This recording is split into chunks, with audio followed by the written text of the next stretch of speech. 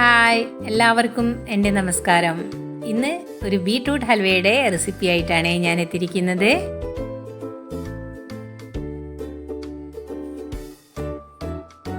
ഇതാ 300 gram ബീട്രൂട്ടാണ്, 2 medium size ബീട്രൂട്ടാണ് എടുത്തിരിക്കുന്നത്. അതിലേക്ക് 1 കപ്പ് വെള്ളം ഒഴിച്ചിട്ട് ഇത് നന്നായിട്ടൊന്ന് ജ്യൂസായിട്ട് അടിച്ചു വരട്ടെ.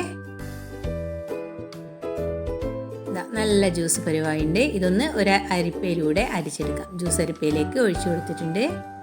ഇനി അതേ മെഷർമെൻറ്റ് കപ്പിൽ തന്നെ 2 കപ്പ് പഞ്ചസാരയാണ് ഇത്. ഈ 2 കപ്പ് പഞ്ചസാരയിലേക്ക് 2 കപ്പ് ബീട്രൂട്ട് ജ്യൂസും കൂടി ഒഴിച്ചു കൊടുക്കുന്നുണ്ട്. പഞ്ചസാര നന്നായിട്ടൊന്ന് മെൽറ്റായി വരണം. പഞ്ചസാര ഒന്ന് മെൽറ്റായി വരുന്നവരെ ഇതൊന്ന് ചെറുതായിട്ട് ഇളക്കി കൊടുക്കണേ.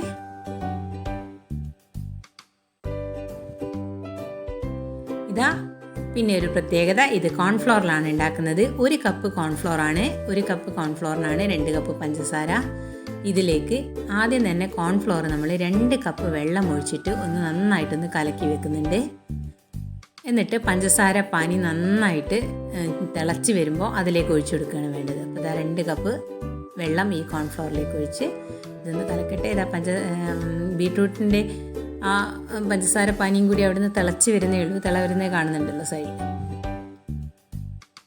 പഞ്ചസാരയൊക്കെ ഒരുവിധം മെൽട്ടായിട്ട് വന്നിട്ടുണ്ട്. അതുകൊണ്ടാണ് ഞാൻ ഈ പണിയുടെ ചെയ്യുന്നത്. നല്ല തിള വന്ന് തുടങ്ങിയിട്ടുണ്ട് കേട്ടോ. ഇത് തിളച്ച് വറ്റണ്ട, അതുപോലെ തന്നെ ഒറ്റനൂൽ പരിവം ആവൊന്നും വേണ്ട. ഇതൊന്ന് നന്നായിട്ട് എല്ലാ പഞ്ചസാരയും ഈ വെള്ളത്തിലൊന്ന് ബീട്രൂട്ടിൻ്റെ ജ്യൂസിലൊന്ന് നന്നായിട്ടൊന്ന് അലിഞ്ഞാൽ മതി. നന്നായിട്ടൊരു തിളയും വന്നാൽ മതി. ഇതിപ്പോൾ നന്നായി തിളച്ച് വന്നിട്ടുണ്ട്. ഇനി ഇതിലേക്ക് കുറച്ച് ലെമൺ ജ്യൂസ് ഒഴിച്ചു കൊടുക്കണം. അപ്പം ലെമൺ ജ്യൂസ് ഒഴിച്ചു കൊടുക്കുന്ന സമയത്ത് ഇതൊന്ന് ഞാൻ സിമ്മിലേക്ക് മാറ്റുന്നുണ്ട്. ഒന്ന് സിമ്മിലേക്ക് മാറ്റിയിട്ടുണ്ട്. 1 ടേബിൾ സ്പൂണാണ് ഇത്. ടേബിൾ സ്പൂണിൻ്റെ മെഷറിംഗ് കപ്പാണ്. ഈ മെഷറിംഗ് കപ്പിന് കറക്റ്റ് ഇതാ 1 ടേബിൾ സ്പൂൺ ലെമൺ ജ്യൂസ്.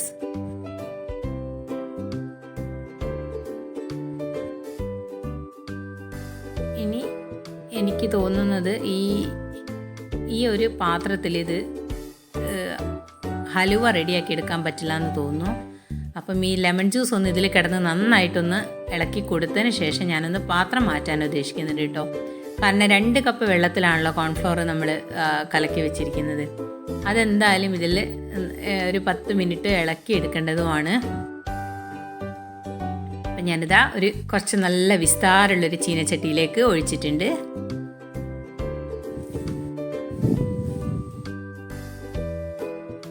ഇനി ഇത് നന്നായിട്ടൊന്ന് തിള വന്നതിന് ശേഷമാണ് ഇതിൽ കോൺഫ്ലോർ കണ്ടോ നന്നായിട്ട് തിളച്ച് വന്നിട്ടുണ്ട്. ഇനി നേരത്തെ കലക്കി വെച്ച 2 കപ്പ് വെള്ളത്തിൽ കലക്കി വെച്ച 1 കപ്പ് കോൺഫ്ലോർ. 1 കപ്പ് കോൺഫ്ലോറിൽ 2 കപ്പ് വെള്ളം ഒഴിച്ചിട്ട് നന്നായിട്ട് കട്ടയ്ക്കോട് അടച്ച് കലക്കി വെച്ചിട്ടുണ്ട്. ഇത് അരിക്കേണ്ട ഒന്നും ആവശ്യമില്ല, കോൺഫ്ലോർ ആയതുകൊണ്ട്. മൈദയൊക്കെ ആണെങ്കിൽ ഒന്ന് അരിച്ചു കൊടുക്കണം കേട്ടോ. മൈദയൊക്കെ ആണെങ്കിൽ വെള്ളം ഒഴിക്കുമ്പോഴത്തേക്ക് കട്ട പിടിക്കുമല്ലോ. ഇത് പക്ഷേ അങ്ങനെയല്ല. കോൺഫ്ലോർ നന്നായിട്ടൊന്ന് വെള്ളം ഒഴിച്ച് കഴിയുമ്പോൾ എല്ലാം ഒന്ന് മെൽട്ടാവും. നമ്മൾ പഞ്ചസാരയിലേക്കൊക്കെ വെള്ളം ഒഴിക്കും പോലെ തന്നെയാണ് കോൺഫ്ലോറിലേക്ക് വെള്ളം ഒഴിക്കുന്നത്. പിന്നെ അതാ ഈ സ്റ്റേജിൽ ഞാനിതിലേക്ക് ഒരു 3 ടീസ്പൂണാണ് 3 ടീസ്പൂൺ നെയ്യ് ഒഴിച്ചു കൊടുത്തിട്ടുണ്ട്. നെയ്യ് നമുക്ക് ഇനിയും ഒഴിച്ചു കൊടുക്കേണ്ടതുണ്ട്. ഇപ്പോൾ ഇത് ഫസ്റ്റ് സ്റ്റേജിൽ ഒരു 3 ടീസ്പൂൺ ഞാൻ ഒഴിച്ചു കൊടുക്കുന്നുണ്ട്.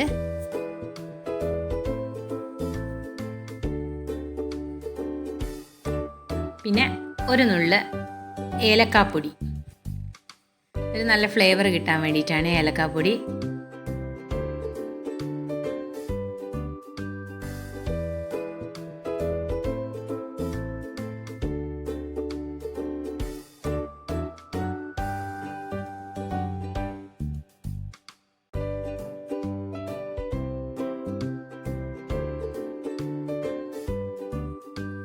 ഇതാ ഒരു 8 മിനിറ്റ് സമയമായി. ഞാനപ്പം ഈ ബദാമും കാഷ്യൂ നട്ടും കൂടി നന്നായിട്ട് ചെറുതായിട്ട് മുറിച്ച് വെച്ചിട്ടുണ്ട്. അതൊന്ന് ഇതിലേക്ക് ചേർത്തി കൊടുത്തിട്ടുണ്ട്. ഇത് കണ്ടോ പാത്രത്തിൽ നിന്ന് ഇങ്ങനെ വിട്ട് വരുന്ന പരുവായിട്ടുണ്ട്. പക്ഷേ ഒന്നും കൂടി ഇളക്കി കൊടുക്കാനുണ്ട്. ഇനി ഇതിലേക്ക് 1 ടേബിൾ സ്പൂണും കൂടി ഞാൻ നെയ്യ് ചേർത്ത് കൊടുക്കുന്നുണ്ട്.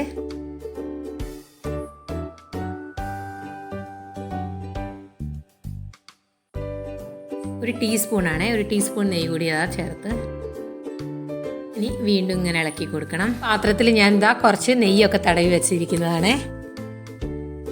ഹൽവയുടെ മിക്സ് ഇതാ ഞാനിതാ പാത്രത്തിലേക്ക് ഇട്ട് കൊടുത്തിരിക്കുന്നത്. ഇത് ഏകദേശം ഒരു 2 മണിക്കൂർ നേരം നന്നായിട്ട് ചൂടാറാനായിട്ട് ഇങ്ങനെ വെച്ചിരിക്കണം. ഇതിൻ്റെ മുകളിലൊന്ന് നന്നായിട്ടൊന്ന് ഒരു ബട്ടർ ആക്കിയിട്ടുള്ളൊരു സ്പൂണുണ്ട്, നെയ്യോ ബട്ടറോ എടുത്തുള്ള സ്പൂണ് ഇതിൻ്റെ മുകളിൽ വെച്ചിട്ട് നന്നായി ഒന്ന് മുകൾ ഭാഗം ഒന്ന് പോളിഷ് ചെയ്ത് കൊടുക്കാം.